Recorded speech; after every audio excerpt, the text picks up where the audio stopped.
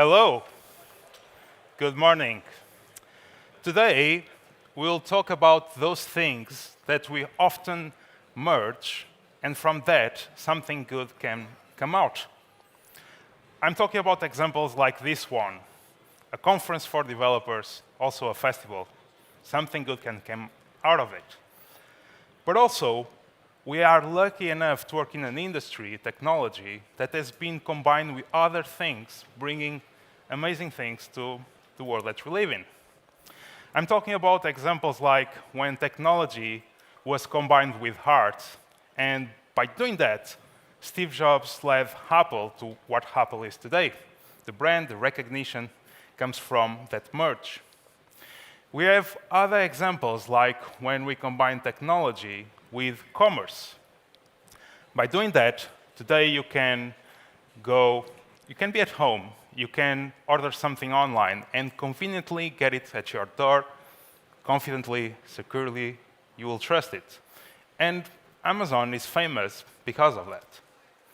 We have combined things like technology and storytelling, and we took everything that Disney was doing at the time to a different level. And that was done by Pixar. Also, we have combined technology with entertainment. And because of that, today you can be at home, you can be facing a screen, and there you will laugh, you will cry, all thanks to JavaScript. I know you thought I would mention Netflix, but I think this one is better. And it's from this type of connections that we create great things, when we take advantage of what is good on both sides, and we try to fit them together in a way that makes sense. So today, we'll talk about one of those examples. I mean architecture and testing.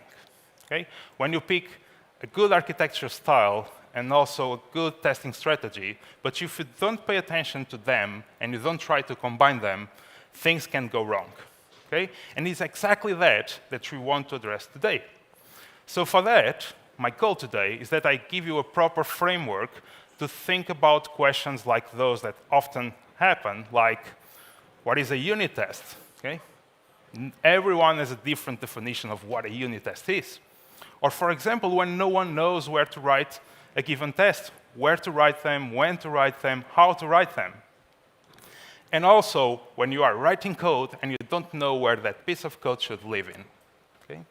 All of that come to having a look into both things, architecture and testing, in the same way, combined. Okay? That's our goal. So we'll try to leave this room by having a clear framework on how to simplify your life, your decisions, by simply delaying them. Those decisions that don't need to be chosen right now, if you don't need to choose that right now, you can take that decision later, maybe will be better. Or for example, knowing when to write a test, how to write that test, okay? Where that test should live. But also, by the end, writing less tests. Let me tell you, less tests is good, okay? Because you can write less tests, but better tests. That's our mission for today. My name is Guilherme. It's extremely hard to pronounce if you don't speak Portuguese, so feel free to call me Gui. And nowadays, I spend most of my time trying to help others. Okay? My main mission is trying to teach. But I've learned a lot of things during my career, and all of them were through pain, okay? To suffering. And all that suffered started somewhere in 2006, my first programming job out of college, right out of college. I was a VB.NET developer with ASP.NET Forms. Anyone have been there? Okay. Hey, friends. Then, you know, VB.NET with ASP.NET Forms is not that fancy, so I went to something better. That was something from IBM, Lotus Script. Anyone have ever heard about that? Okay, two. So looks like I'm kind of like a COBOL developer, right? So when I talk about that, and maybe I should have stayed there, I would have made more money that way. I started with Lotus, and eventually I got lucky to start working with .NET and C#. But unfortunately, on my team, I was the only person doing that. I had no one to teach me. So learning was through pain, and I need to be honest. Most of my code was spaghetti code. Code behind was my thing. I didn't know how to do something different. So I decided 1 year later to join the university, hoping that there I could learn something different. So I would work during the day, and during the night I would study. And at university, they have done something that, at least in Portugal, is quite common. That is, they will teach you something with more than 20 years of age. So, and then you try to apply that in your day-to-day. So the first things that I was introduced and made a lot of sense to me were the 3-layered architecture. Okay? You have a database in the bottom, you have a database application layer, business logic layer, presentation layer. Okay? But no one told me about entity control boundary at the time, something by Ivar Jakobsen. But the good thing is that I finally could move all that code behind to a proper place. I was happy with that. But it was strange that when we got into a new project, and the first decision is, what's the database that we are using in this project?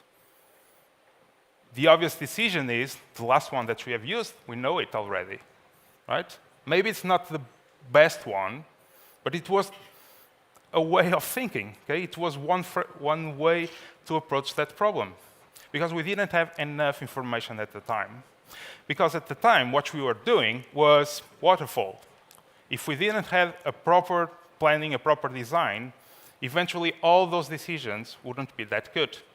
So, as you can imagine, no one told me about extreme programming or Agile Manifesto or even testing like TDD and things like that. To be honest, no one told me about testing at the university. So, I had to suffer with quality issues. Okay? But when you suffer with quality issues and you only know a fraction of the world, you know that you can use the 3-layered architecture and things like that, what do? You believe that the problem is in the architecture that you picked. So you go to the next hype. And I went to take a look into things like domain-driven design. And it made a lot of sense. Let's start by the domain, from the thing that matters, and then we take decisions like which database we should use. It made a lot of sense to me. But I worked in the .NET space, and the books that you have found at the time were Java thing, and I noticed that there was this thing, the hexagonal architecture, ports and adapters. It's something created by Alistair Cockburn in 2005. It's the first time that he talks about that, but it's a concept that Alistair developed a long time before. And why it was created? Back in the time, we couldn't go to GitHub, to a package manager, or anything like that to find something like an object relational mapper. If you use something like Entity Framework, we didn't have that. So, on his company, there was one team where the only mission was developing that thing, developing the entity relational mapper for the rest of the organization. But they realized that they had a major flaw in the design. So they said to everyone, please go home, get back in 2 weeks, we need to review this thing. So Alistair asked them, can you create a kind of like a loop-back mechanism where we can inject some code and we keep working? It looked like science fiction at the time, okay? So they didn't do it. And Alistair kept thinking about it, and he realizes that in reality, all software is just 2 sides. Every single service is just one internal part and one external part. The external world is everything out there. Is the internet, is the storage, is the network, is everything that can be messy and unstable and you can't predict. But what is inside of that box? It's yours. You have been hired to do that. That's the special sauce of that component. To that, we call the application core. It's where the code that you are hired to implement will be living. Then we start thinking, and we can't have only the internal part and an external part, otherwise the code doesn't talk with the outside, we can't use it. So we need to create boundaries, contracts that will be stable, and we can rely on them, and we are sure that we are doing a proper job. So we come up with this idea of ports. Ports are contracts. are well-defined contracts on how I can interact with my code and how my code will output something out there. Okay? That's the basic idea. But ports need something. They need adapters. In the same way that you can go to the UK, bring your laptop, and charge it with a different power adapter, the same can happen with software. And those adapters can be driving the behavior of your application. For example, you receive a message. Now you need to translate that message into what that application needs. Then your application will do something with that message and needs to output something to somewhere, like a database, like a file, or something like that. So there is the driven adapter. This leads you to the ravioli, right? While the multi-layered architecture is a lasagna, and if you mess in the first layer, you are committed for life, right? In a ravioli, you can craft the filling in the way that you want, and it will be protected by the mess that is out there. It doesn't matter the sauce, it doesn't matter anything that is outside. So by applying this, I was happy. I had good raviolis. But that doesn't address problems like quality issues, to be honest. So I looked online, and at the time I working in .NET, I realized that most of the things that you could find in the .NET space, most of the samples, most of the blog posts, everything was based on one thing that was named Onion Architecture by Jeffrey Palermo. Okay? And Onion Architecture, it was an interesting idea, and especially for someone like me that didn't have a lot of experience, the simple fact of having a lot of folders and projects looked perfect, right? I look fancy when compared to my friends. I could say, no, you need a project for this, a project for that, right? Obviously, this doesn't address any problem of quality. Quality at the time was the job of someone else, quality assurance. You would have someone in your team, luckily, that would go every single day through a test plan that was written by them, clicking here, clicking there, typing something, clicking a button, observing a behavior. Okay? Every single day. When you have one person doing that for 20 developers, they become the bottleneck. How do we address bottlenecks in technology? We automate things, right? So we try to automate the job of those people for a simple reason. They have been doing an amazing specification how they work. They have a test plan that says, first I click here, then I click here, then I type this, then I click a button. I should observe this behavior. So everyone started automating this thing into a pipeline. But a pipeline back then wasn't 2 minutes on GitHub, creating a GitHub action, and it's done. You would be lucky if your company had a pipeline. But a pipeline would be something that would run every single day during the night with all the changes of everyone. So once it's broken in the next morning, no one knows who's the fault. No one knows what happened. And you would be lucky if it's finished in the morning. Okay? So that didn't solve the problem as well. And that is exactly the problem that the Sir Mike Cohn, when he's publishing a book about succeeding with Agile, he mentions that we need a strategy to address this type of problem. Companies want to be fast, they want to deliver as soon as they can, but they can't by doing this strategy of automating every single test through an UI, because those tests are unstable, they take a lot of time, they can fail, and no one will understand why. That was the reason. So we come up with this idea of the testing pyramid. That is an interesting concept that says that we need to start pushing tests down in the pyramid to make them faster, to make them more stable and more reliable. Because a UI test is something that might fail at any point and you don't know why. Okay? That's the reason. But this pyramid had some problems. Okay? We usually say that in tech we have two difficult things to do, and one is caching, the other one is, anyone? Naming. And this has a lot of problems with naming, right? What is a unit test? Typical discussion. What is a service test, right? UI, we can get there. But that failed. So being developers, we created a solution. So you look online for other versions of this pyramid, and you get into things like this. Things that now I have analysis paralysis, just trying to understand where I should fit my test. Is it a component test? Is it an integration test? If we all worked together in the same company, most of us would disagree with each other what a particular test would be, because there's no clear definition on that. So it wasn't the proper solution for that. Okay? So I had this pyramid in my projects. It was on the documentation. Someone said that when we write tests in this organization, we follow the pyramid. But even following the pyramid, everyone would do something different.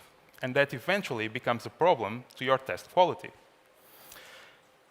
And when you see a problem that you can solve, you do other thing that looks more fun. So why not clean architecture? Clean architecture was created by Robert C. Martin as a blog post. And look how beautiful it is, isn't it? What a beautiful diagram. A lot of innovation here. Just kidding, that's nothing new there. Okay? Even the author says that everything that comes from clean architecture is based on everything that I told you before and I came across during my career. ECB is there, hexagonal architecture is there, domain-centric is there, onion architecture is there. Every single thing is there. So, applying this might work, but if I keep applying the same strategy, just concerned with the folder structures and things like that and the rules, I will fail, likely. But the reality is that this clean prefix is powerful in our industry. Okay? Everyone looks for clean code, clean architecture, clean everything, and there's a proof for that. If you go to Google Trends, you can see the massive spike of clean architecture when compared to the others. Okay? So there's a natural tendency to try to adopt it everywhere.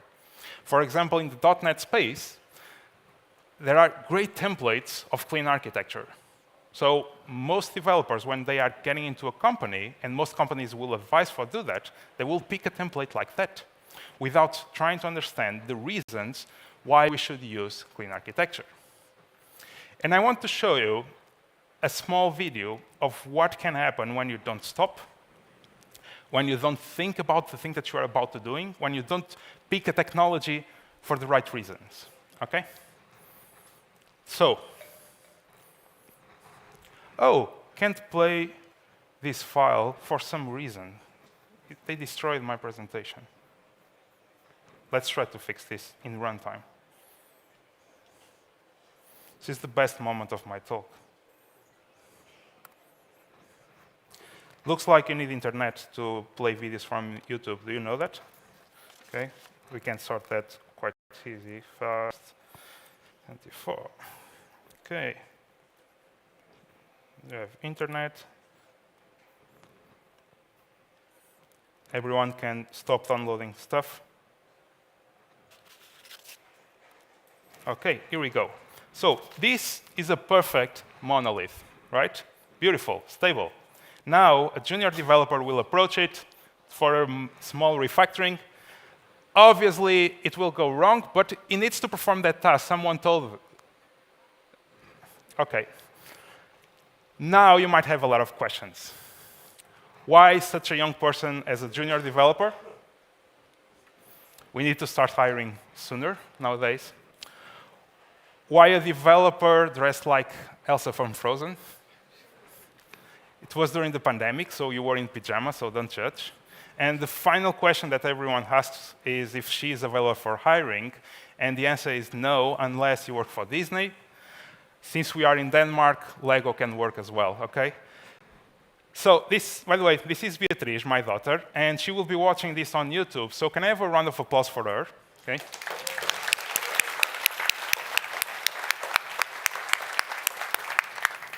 As you can see, she knows a lot about software. And this is something that, in fact, happens in our day-to-day. When a developer gets into a piece of code that it doesn't master, it doesn't feel comfortable, but someone said, you will work on this task. And now I pick the task, and I try to do my best. And if I'm lucky, I have a safety net that will protect me. But often that safety net, those tests, will be a problem in my goal. They will be an obstacle, because I start changing things to accomplish my goal, and all of them go red. And now what I can do, I have basically two options. The first one is I throw them away, brace myself, and publish to production. It often happens. Second one is that I need to rewrite a lot of tests, but they are no longer a safety net. Okay? They are a new thing. Or there's an even worse scenario, that is, you don't even have tests covering that thing, so it's just a matter of luck. And eventually, it will be broken in production. Okay? These things happen. So what can we do to fight that?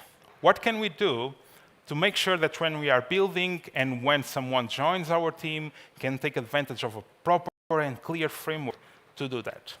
For that, let's talk about clean architecture, because everyone uses it, right? So, clean architecture. If you tell me that you want to use clean architecture, I will assume three things, because are the ones that, according to Robert C. Martin, is the reason for that architecture to exist. The first one is that you want a strong domain. Okay? You have a lot of business rules, you have a lot of logic, you have a strong domain to implement. Okay? It's not a CRUD application, let's say. Also, you value device independence. Okay? What does that mean? It means that you want to at least to be able that if someday you need to swap one technology that is in the messy world out there by another one, at least it will be kind of easy. It doesn't mean that it will be free and cheap, okay? But it means that you have a path to do it, okay? And the radius of the impact is quite small. And the last one that is often ignored, but is the main reason for clean architecture, Onion, and Hexagonal, where this one comes from, is testability. You pick this architecture because you want to have tests. So it doesn't make a lot of sense to start a project using clean architecture, and then you have no tests, right? I think it makes sense. If you don't value those three things, maybe there are other styles of architecture that you can take a look. But if you value those and you want to stay with clean architecture, there are a few things that you should know. The first one is that this diagram has a major flaw. There's something that is wrong, for me, with this diagram. If you look into that center, the entities, something that when you put in practice, often everyone creates that as a kind of like a different package that I can distribute. But according to the author, the reason for that package is so you can build your domain logic all there, and then you can share with other teams in your organization. I've never seen that happening, to be honest. Okay? Every team tends to be really protective of their space, right? They don't want the code of others on there unless it's something minor. And when we are talking about the center of your application, it doesn't look like. And this flaw comes from one simple thing. And for that, it's quite obvious when you put clean architecture side by side with Onion architecture. This diagram from the left is the original diagram from the blog post of Jeffrey Palermo. Okay? Don't look for Onion online, and you will find a lot of diagrams built with PowerPoint. Those ones have a lot of colors. They are quite beautiful, but they have the same problem. This diagram, if you notice, Jeffrey was careful enough to only put there two colors. Okay? Terrible colors for anyone that has problems to distinct them, but he picked two colors, yellow and orange. And there, you can notice that on the yellow one, that is the center, the big center, there's this huge label saying application core. And inside of that application core, there's a lot of things inside, like application services, domain model, all those things. But the way that it's built, it means that you have a main boundary of your application, that is the application core. The other things is how you will achieve delivering those behaviors to the outside. But the boundary is around the application services. And you can find that on clean architecture. So that leads to implementations of clean architecture with a ton of projects, and every single thing is public, is exposed to the outside. If we look into this, I can also see other things. Let's see if we can spot it together. Most templates with clean architecture will follow a structure like this. Okay? On the top, we have the infrastructure adapters, like an API, an UI, an infrastructure thing like a database, or a message publisher, something like that, sending an email, for example. Then we have the application layer, then the domain layer, okay, the center of our domain. Usually we use different names than the ones from the book of clean architecture, because use cases and entities are not as brilliant as application and domain. So we use different names. But when we look into this, by knowing that I told you about the onion architecture, I think I can draw a box here. Those two are my application core. If those two are my application core, I also have an internal and an external side. So that is hexagonal. They are all connected. So now if I can map this to hexagonal, I can go to hexagonal and bring one of the most powerful rules of hexagonal. According to hexagonal architecture, there's one rule that is one port, at least two adapters. Okay? One of those adapters will be an infrastructure adapter. It's the real thing. It's the database adapter, is the UI, is the message publisher, is the message handler, is something like that. But then we have another one that is testing. So our goal now is to bring this concept into clean architecture as well, and use that to help us. Just to be clear, this means that to perform any single type of behavior in my application, I should go through a port, okay? Through a contract around my application core. It's like an interface, let's say, okay? And those interfaces are the thing that I will start testing, okay? It's there, my boundary of tests. And for each implementation that I also have a test, at least one, okay? That's the basic idea. So this means that we can redesign the diagram of clean architecture as something like this. Use only one color because that is our application core. Do you want to expose your domain to the outside? You can do it if needed. Otherwise, it can be just an implementation detail. Around, we have the adapters. They are there on the original diagram as well. I just like this distinction of what is driving my behavior and what is driven my application. That means that, for example, something like an API or a web application will be driving behavior. They will be using my code, okay? And I also have tests, because one port, at least two adapters. And on the other side, I have the driven ones, like database, okay? Like writing something to S3 or Azure Blob Storage or something like that. But also, tests. If you pick this, you can package your application as something as crazy like this, but nothing like that matters, okay? The way that you deliver, the way that you package doesn't matter. You can do it by layer, you can do it by feature, you can do it by component, but reality, it doesn't matter. Okay? It doesn't matter the number of projects that you have, it doesn't matter any of that.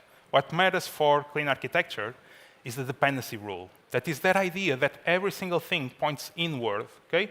The domain doesn't know the outside world. The application core doesn't know the adapters, okay? That's the most important thing, okay? And that is what we need to keep in mind, besides spending time thinking about the number of projects that we have. If you want something physical that is useful from clean architecture, is this idea of the screaming architecture. That, once again, is not something new, okay? This is basically feature folders. And it's the idea that you organize your code in a way that if I go to the file explorer, I can see what that application is doing. If I'm working with orders, for example, order management, I will go there and I will take a look and I will see, okay, this folder is named order management. I have some code here. The name is create order, approve order, things like that. I don't have services, controllers, repositories, okay? Those are technical concerns. And according to clean architecture, you don't do that. So physically, this is the only thing that you need to think about. But nothing of that will solve the problems of quality issues. Because as I told you, you can pick a great architecture, apply it, okay? And you can pick an excellent testing strategy and apply it. If you don't combine them, it will not work. And the first rule for that is to start thinking about tests as a different host for your application code, okay? It's a different way of hosting the code. While a web application is a way to host that code through the web, right? I can create a command line as well, okay? And host through the command line to that code. And also, I can do it through tests. Once you start thinking about that, we need to start thinking about the pyramid once again. So let's get back to the pyramid. The pyramid, I like the idea of the pyramid, to be honest. But there are some things here that we need to think about. While we usually think about tests and the pyramid of tests, we might think into things like performance tests, load tests, soak testing, manual tests, exploratory tests. There's a huge number of tests. But I think that the pyramid works best if we apply it to the development, okay? Specifically to the thing that the developer is doing. So when a developer picks a new task, it should have in consideration what's our strategy for tests and also what's our architecture. And what I believe is that both should guide each other, okay? That's what we'll see. So my interpretation of the pyramid is basically the same. There are two names different, but I will get there in a moment. But the important mission is that you consider that the pyramid is for developer tests, okay? That's the goal. That's your idea here. Once you have that in consideration, let's start going layer by layer. Let's start going by the unit tests. Unit. Everyone has a different definition of what a unit test is. Okay? Everyone has a different definition. I don't have a good one, to be honest. Sorry. But there's one that I really like of what a unit test is not, and it's by Michael Feathers. According to Michael Feathers, a unit test is not something that will touch a database, something that will depend on the environment, something that needs files from your system, or something that, for example, goes across the network, the internet, to touch a given service. Anything that goes outside of that perfect, isolated bubble is not a unit test, according to Michael. Okay? And I agree with this definition. And one of the reasons to agree with it is that it ties perfectly with the concept of an application core. Because inside of the application core, all those things should not be there. Okay? If it's code to touch a database, will be an adapter. If it's code to go across the network, will be an adapter. If it's code to touch the file system, will be an adapter. So now I know where I need to put that code, because my unit tests are helping me to understand that. That's the idea. So that means that in our architecture, the unit tests are for our application core. Okay? And the code that goes into the application core is code that doesn't make a unit test not a unit test. Okay? So they help each other. They are hand-to-hand helping each other so you can build a better job. Even then, you can build things like this. On the back, everyone can read this. Anyone? Sorry for that. This is not good code. It's not a good test, but you have seen this thing everywhere for sure, where you go to a test and 80% of the test code is basically setup mocks, mock setup arrangement. That is not a readable test. This is the type of test that once you need to perform a refactoring, it will go red. And you will spend most of your time reprogramming expectations. And it's not me that it says that, okay? There's someone else smarter than me, that is Kent Beck and Kelly Sutton. They have this document. If you've never heard about this, this is an amazing read, quite quickly, is the test desiderata. Anyone that speaks Italian in the audience? How's my test desiderata? Almost there? OK, thank you. So the test desiderata is the concept of what are the good properties of a good test. Okay? If you look into a test, they should have these good properties if they are good. And there are at least two that jump out of the box. When I look into this and I look into the previous tests that are readable, that test is not readable. Okay? And also structure insensitive. When I refactor code and the test fails, it's not structure insensitive. Okay? So if you take this in consideration, now you can start building a better job. And the problem for breaking these type of things usually comes from the fact that we tend to use always the same approach to testing. And that approach is solitary testing.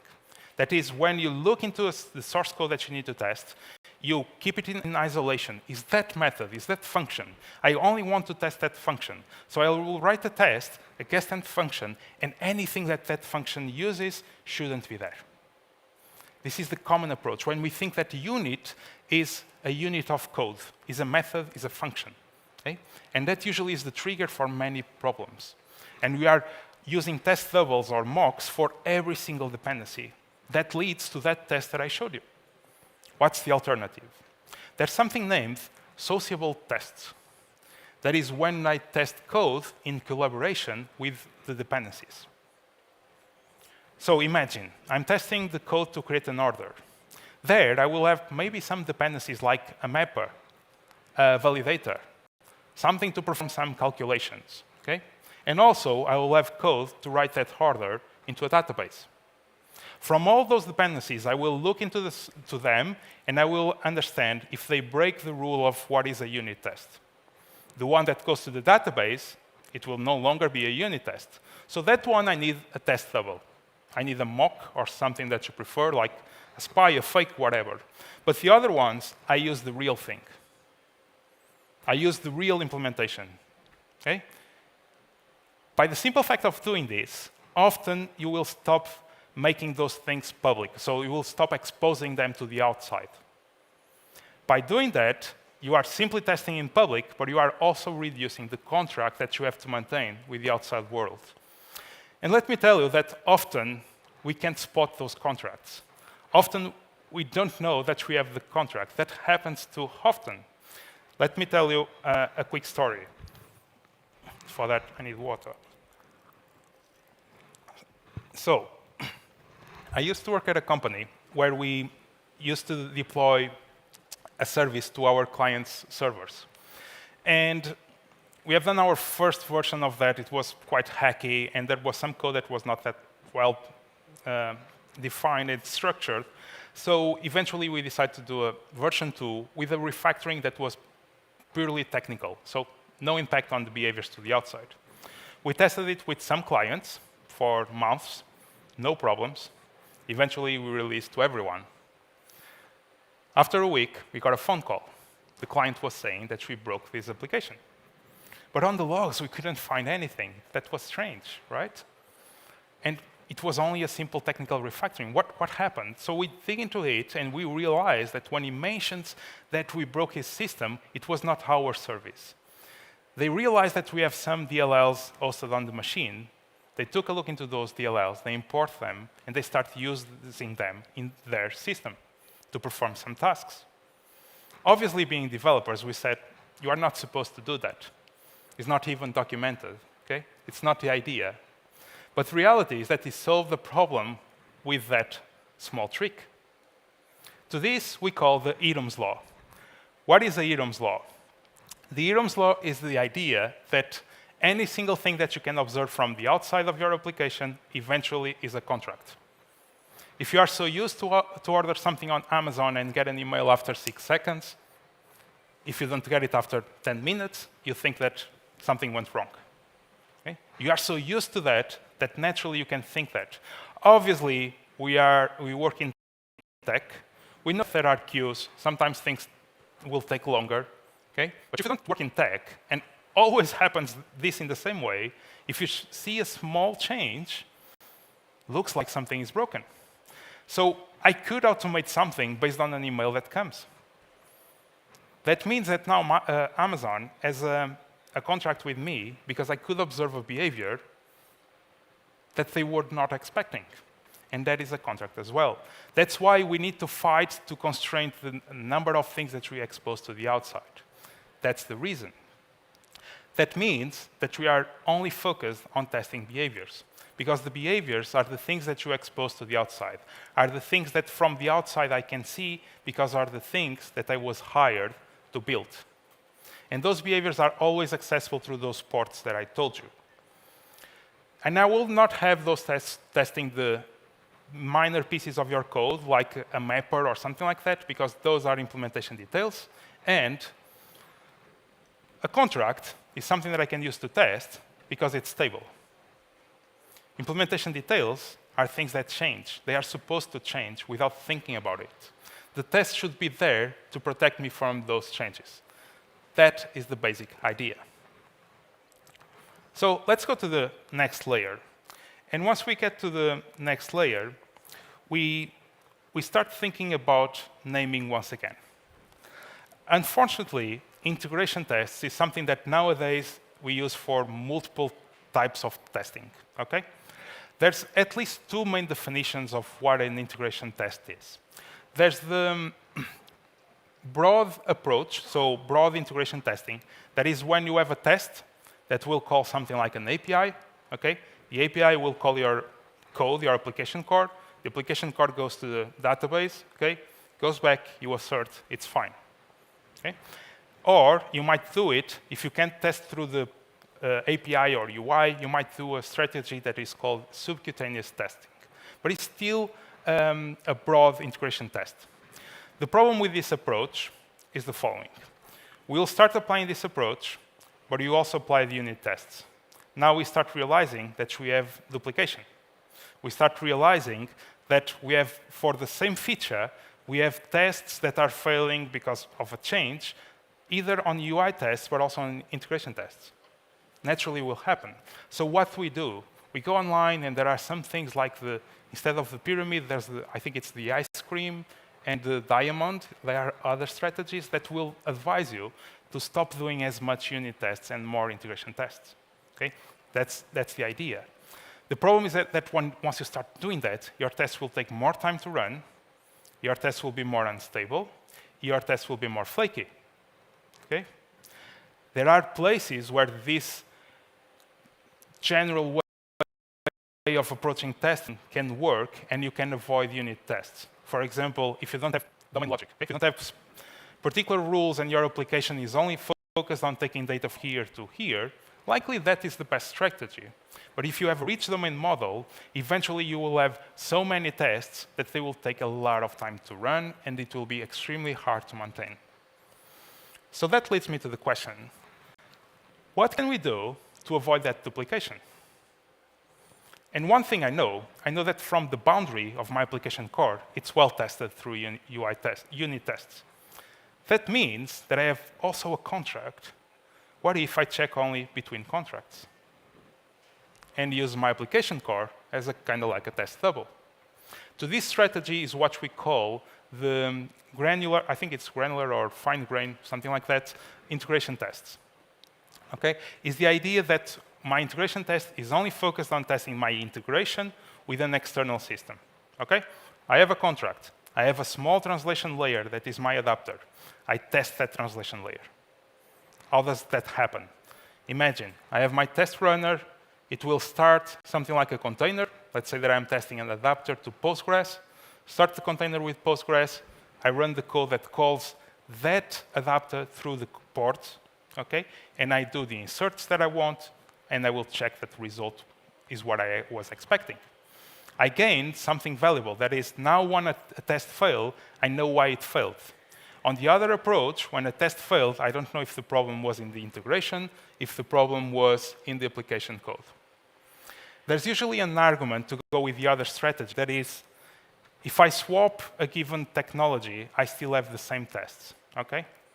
And that is true for the case of driven adapters, but that is not true for the case of, for example, the driving adapters. If I swap an API by a web application, it's not the same thing. The things that I will assert are completely different. And they will still be executing the logic, but I prefer to have that logic well tested in the core. And that is the main idea why we have clean architecture. So now that you know how to perform integration tests, now obviously you have seen all those memes of doors that don't open because something doesn't work, no one tests it connected. And that can also happen, even having 100% coverage, because you still need to make sure that your application is well wired up. Okay? There's proper configuration in place. You don't have an error in terms of dependency injection and things like that. It's reading the configurations from the proper place all those things need to be tested. The good news is that you don't need as many tests for that. You just need some kind of like smoke tests to make sure that every single thing starts. You call an endpoint, for example, and the endpoint will behave as you expect. You don't need to go into the corner cases. For that, you can take advantage of any strategy like functional tests, acceptance tests, front-end tests, whatever you are doing nowadays. It's just your final safety net.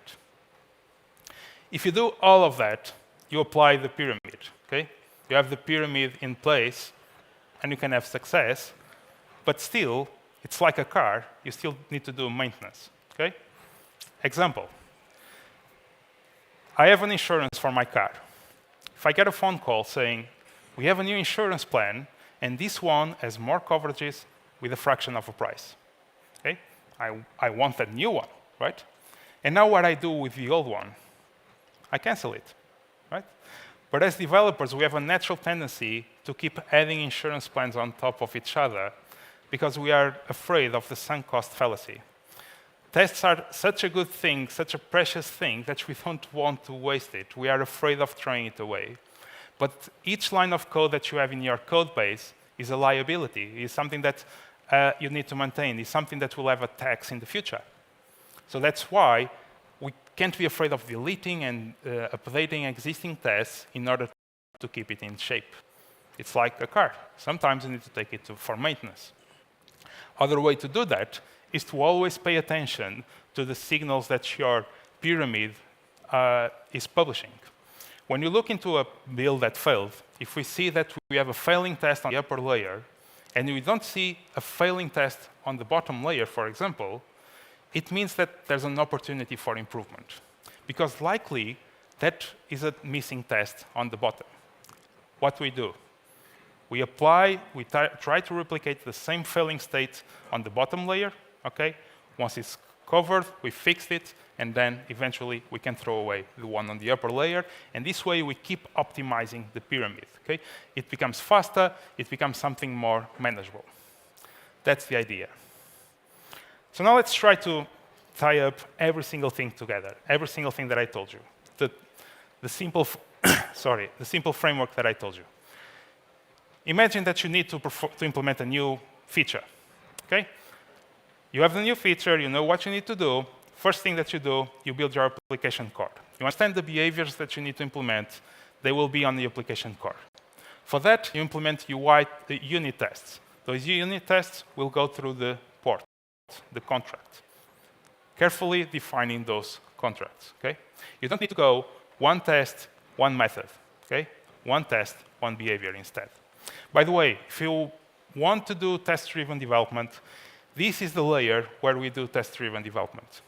It doesn't work that well on the upper layers, okay? This is the best place to do it. Now that you have that, you came to the realization of what's the best integrations that you need, okay? Now that I have that information, I can take decisions like, okay, I thought that I would use something like Cosmos DB or DynamoDB, but looks like that MySQL or SQL Server is more than enough for this, because I enriched my domain knowledge during this process. So now I go to implement the translation layer, the adapter. And here, when I use the word translation layer, is on purpose. It needs to be a tiny thing, something that goes from object to transact SQL, something like that. Only that, has no logic. And for that, I can test it with an integration test. Okay? We can have an integration test that brings a container, runs against that small piece of code. Advantage, I don't need to run these tests as often, only when I'm working with those integrations. Okay? Eventually, we need to make sure that no one forgot to register something on dependency injection, so we need to at least perform a test that will call an endpoint and things like that to make sure that every single thing is wired up. Okay? This is the most important slide. Okay? It's a basic framework of how you can organize and structure the way that you approach feature by feature. By the way, this doesn't mean that you do all the features first, and then all the integrations, and then the application composable, right? You go feature by feature, iterating. Now that you know this, why we are talking about this? Anyone here used to work with Silverlight. Okay, sorry for the nightmare. Silverlight was something awesome. It was something really promising for the time. It was a way to build rich client web applications. Okay? Something really beautiful. It looked like you were running an application on your desktop, but it was on the web. Okay? It was created by Microsoft, and Microsoft was heavily promoting it, okay? And everyone was following the lead. Okay? In the Microsoft space, there's this tendency that when we see Microsoft using something, usually everyone goes after. Nowadays, we learned the lesson, but in the past, everyone would do what they were saying. So if Microsoft is doing this, and I'm building a new project, a new product, I will invest in Silverlight, is the future. Until 2010, Steve Jobs publishes open letter with the name Thoughts on Flash, Adobe Flash. At the time, Adobe Flash was kind of like a nightmare. Family support was really a thing. It was not only printers, it was also browser extensions that would come up once in a while. It was a problem for batteries on iOS, at least is what they say.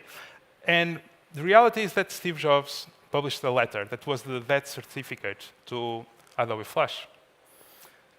The problem is that it was not only Adobe Flash that was dead on that day. Okay?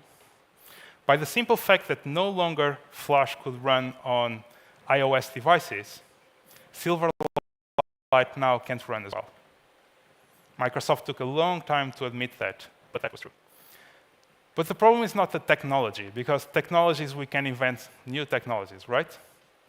The problem is that a lot of organizations invested a lot of money, a lot of time in products that were built on top of Flash or on top of Silverlight, and now they need to go back and rebuild everything. And there was companies that died, others that took a lot of time to survive. And the reality is that I believe that is our responsibility as engineers, as architects, to be ready once a new open letter like this one comes out. And today, I gave you a framework for that. Thank you e obrigado.